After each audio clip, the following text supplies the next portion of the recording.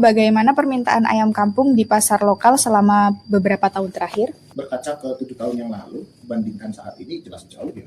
Karena ayam KUB ini sudah dikenal, otomatis banyak teman-teman peternak yang mau memulai gitu kan, baik itu cari anak ayam maupun calon indukan. Berikutnya lagi, sekarang untuk pangsa pasar ayam sembelihan itu lebih daya saingnya lebih tinggi. Karena sebagian besar resto itu sekarang membuat menu ayam kampung ya. Karena ayam kampung itu bisa dibilang sebuah menu yang sedikit istimewa. Saya nggak ngomong istimewa banget ya, karena udah jadi konsumsi publik juga gitu. Jadi sedikit istimewa lah daripada ayam broiler lah misalnya.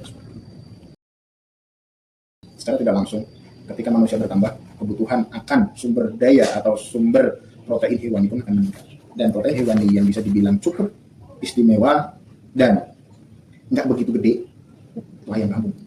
Masih logis.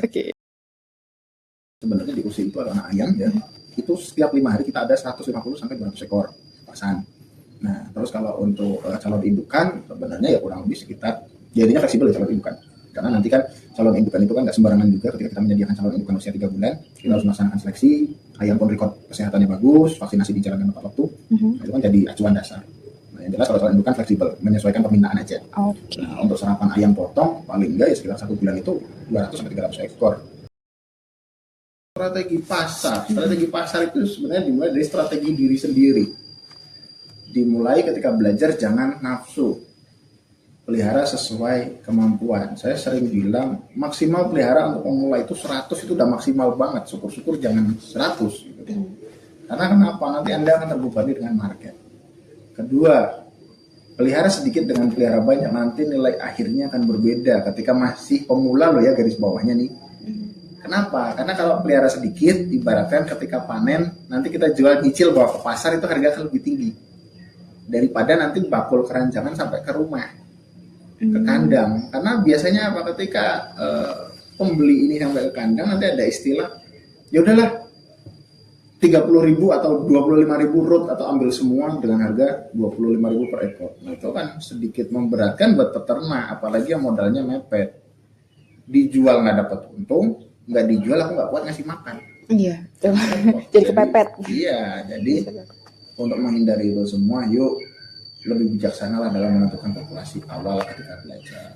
Dan nanti sebelum jual ayam, tolong ayamnya ditimbang. Terkadang orang jual ayam itu, ya wes kayak cukup kono kayak kandang kayak, jangan. Tapi sebelum yang mau beli datang, kita harus sampling, timbang.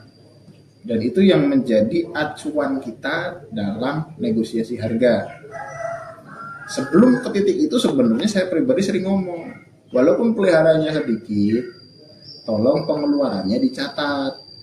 Hari ini beli beras 10 kilo, itu boleh 10 kilo harga sekian. Besok beli pur sekian, dan yang lain-lain. Kenapa?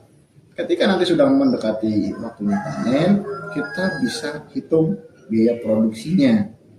Berapa sih biaya produksinya gitu kan, ketemunya ayam berapa gitu kan, kita mau ambil keuntungan berapa, itu akan jadi acuan yang nyaman buat negosiasi nantinya karena berdasar gitu. Ya, ada catatannya ya. Iya.